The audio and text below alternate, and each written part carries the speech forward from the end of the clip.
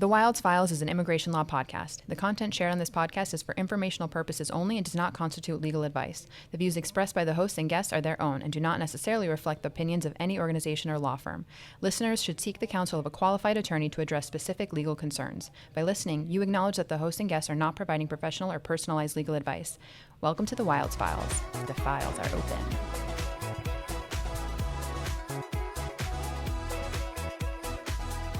Hi, everybody, and welcome back to the Wilds Files, your go-to podcast for everything U.S. immigration law. I'm one of your hosts, Josh Wilds, and today we're opening up a very exciting file with one of our very own, Luisa, from our talent team. Luisa, thank you for being here with us today. Hi, Josh. Thank you so much for having me here. Of course. We're super excited to be able to talk to you and to give our listeners an overview about the awesome and cool stuff that you do. So before we do that and get into that a little bit, why don't you just tell us a little bit about yourself, your name, where you're from, what you do, that type of stuff. Yeah, so my name is Luisa Paz, and I attended St. John's Law School. I graduated in 2023, and since I graduated, I've been working and specializing on O-1 talent visas. Prior to this, I lived in California, and I've been living in New York ever since, and yeah, that's my intro. That's great, thank you. And we'll jump into talent visas and what that means in a little bit and some of the nitty-gritty about the O-1, but you mentioned St. John's Law School. Was there any courses that you took in law school that you really loved? Yeah, there was quite a couple. There was obviously the immigration law class. That was like a very interesting class for me. I also took a sports and entertainment class, which kind of is how I found, I guess, this niche in immigration law of talent visas. But I think those two would be my most. I loved my sports law class as well. I was actually the TA. Nice. The teacher's assistant, I believe that's what it stands for. Yeah. I was the TA in my sports law class because I just loved it, and the teachers were amazing. It was a former general counsel, or actually I believe he's still the general counsel to the NHL, and a partner at, I think it was Skadden Arps. And such an awesome class. And always trying to find an immigration mix and spin on things. Yeah. So you mentioned talent visas. What are talent visas? Yeah, so talent visas there's quite a variety. We have the O's, the P1As, the P3s. They're just visas for people in the entertainment and in the arts industry that want to come into the U.S. Okay, yeah, that's a pretty good broad definition. So basically anybody with some sort of talent. Anyone, yep. Yeah. You said it. It's literally in the name. That's a better definition, I think. Yeah, it's kind of like a circular question even yep. asking it. So anybody with talent in the arts, entertainers, but also across other fields. Yep. So not just the artists and entertainers, but also the business persons. Correct. And talented professors and talented scholars and talented janitors. I mean, you could, if you have anything, really. You could literally, any sort of niche, any little thing that you have like a hobby or anything that you're like great at or extraordinary at even, that could work. Yeah. Well, you mentioned extraordinary, and that's actually a very key word for one of the visas we're going to be talking about, which is the O-1, of course. But before we get into that and a little bit of the details, do you enjoy working on the talent visas? Is there any particular type of case you enjoy working on more than others? Yeah, I love working in the talent visas, like in this area, specifically because I think every case is so different. And you get to explore and dive into different industries within each case. So if it's like a tattoo artist, you like learn more about like a specific type of tattoo that I had like no idea about. Or if, they're influencers, you get to know a little bit about different social media aspects that I had no idea about. So it really like opens up the doors to like other industries that I wasn't familiar before. And you get to know like a lot of different things about a lot of very interesting people. Yeah, well, that's one of the things that I really love about immigration law and practicing immigration law is that we're dealing with such a variety and such a spectrum of industries and fields.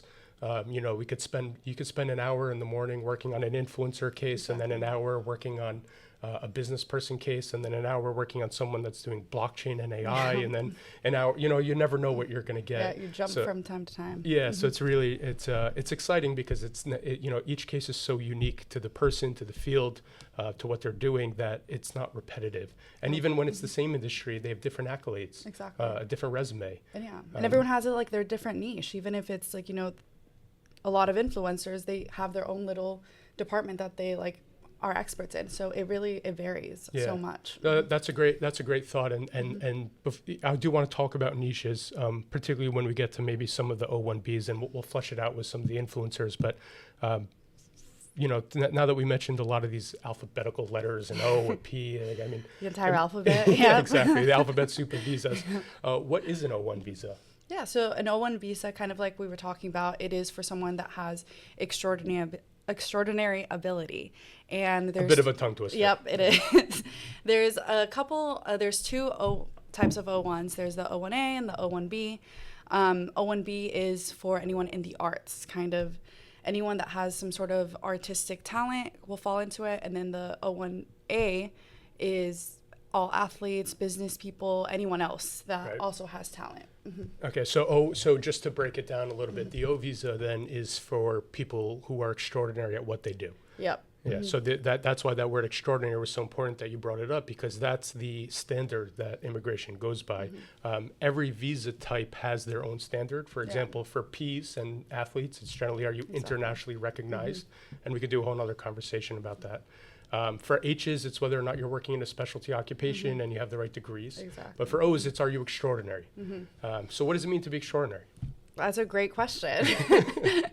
I mean, to be extraordinary, I guess the way USCIS puts it and the way it's written in the manual is they have a set of categories that you have to meet. Specifically, at least the O-1B has a set of 6 categories, whereas the O-1A has a set of 8 categories. And through those categories, USCIS basically tells you this is how you can be extraordinary. This is how you can prove that you're extraordinary. Yeah. So I think one of the, to pull back the lens a little bit, for an O-1 visa, it's important that you're not just extraordinary in your own mind, but you're extraordinary by the measures that USCIS puts in place. So for the O-1B, like you mentioned, that's meeting 3 out of 6 criteria, and for the O-1A, 3 out of 8.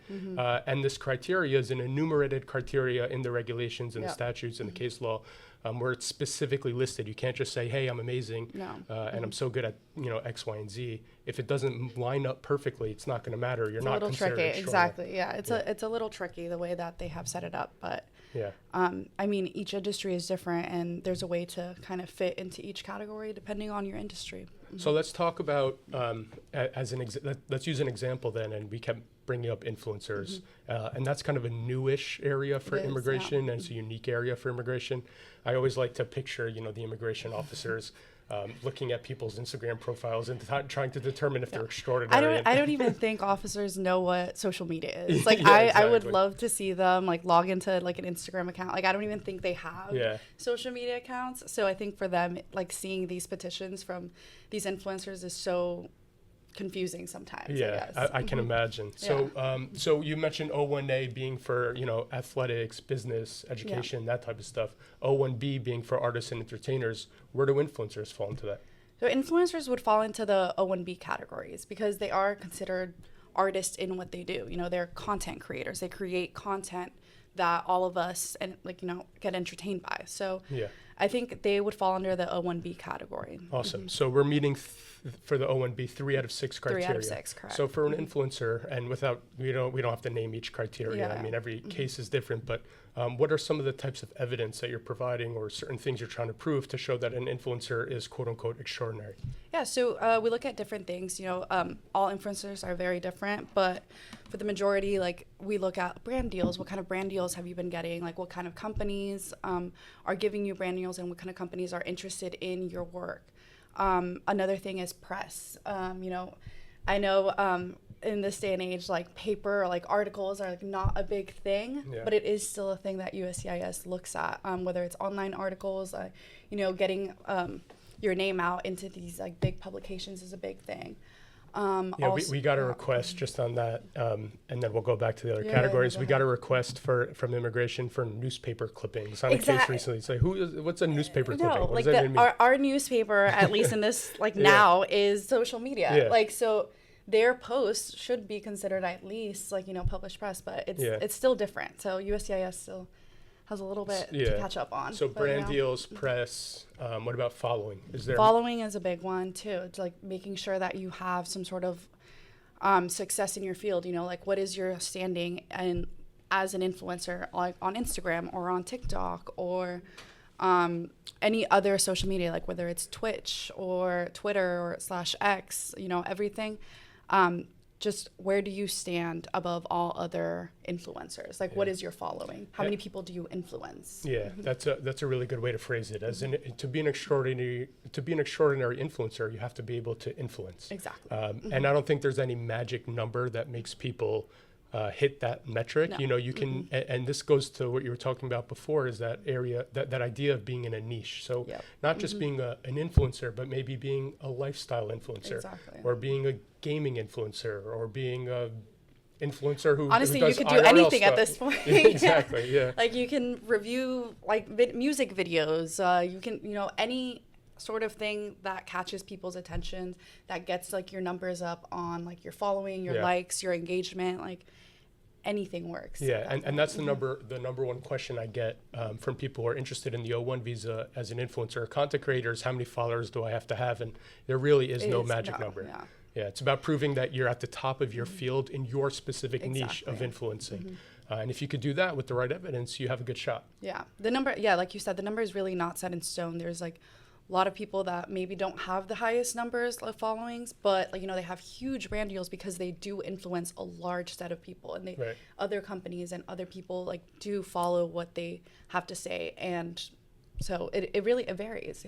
Yeah, and I think it's important to also make sure, though, as an influencer or content creator, it's important to make sure you're not a mixed brand yourself. So you're not doing influencing across every spectrum. So you don't want to be doing gaming and streaming influencing, but then also do lifestyle influencing, because then your industry is too broad, and they're going to be comparing you against people you might not want to be compared against. Exactly. I think sticking to your niche is probably like the best thing, and I'm sure like influencers already know this, like to get their numbers up, they have to have, a niche that people are attracted to. Yeah, absolutely.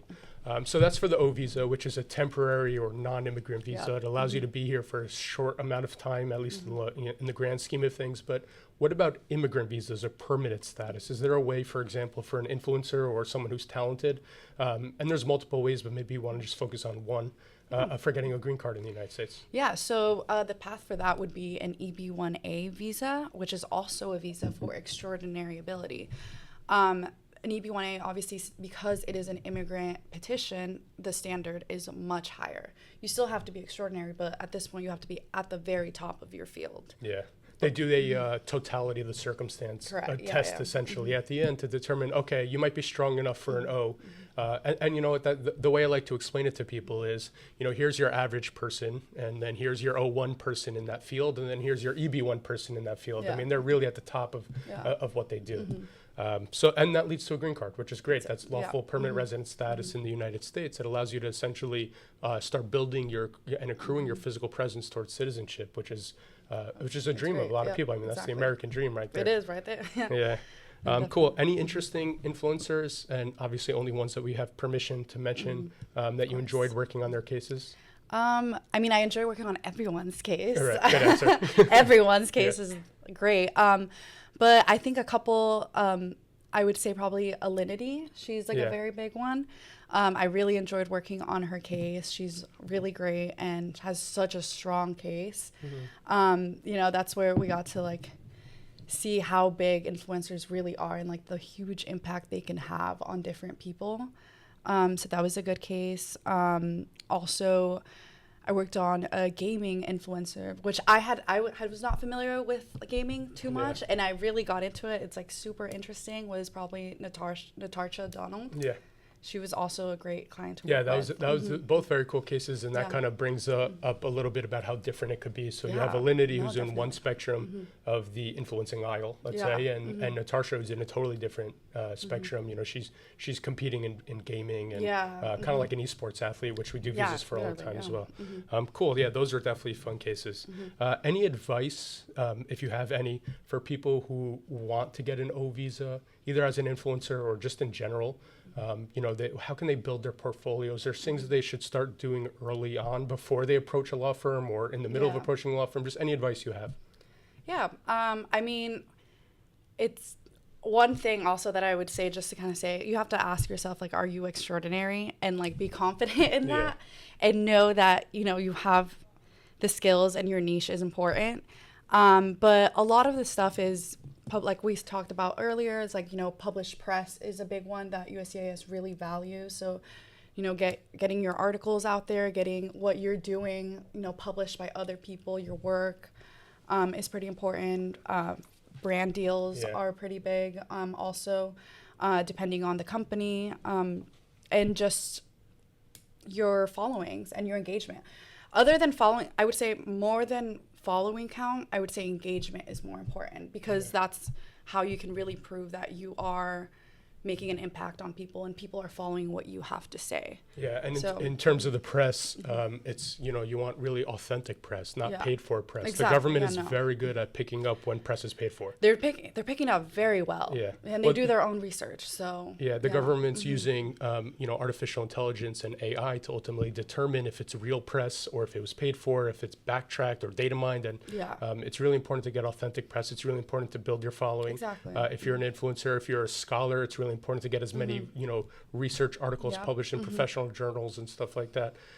Depending on what your field is, it's really important to have third-party evidentiary proof that you are extraordinary. You can't just say, I'm a rock star. Show me the money. Show me that you're a rock star. Yeah. No, that's critical. Yeah, awesome. Well, I'd love to have you on again to discuss P's maybe next time, or flesh out a little bit more of the O-1A perhaps and use examples for that. But Louisa, thank you so much for coming. Thank you for having me. This has been great. This is awesome. This file is officially closed. O visas, talent visas in general. We'll see you guys next time. Take care. Thanks.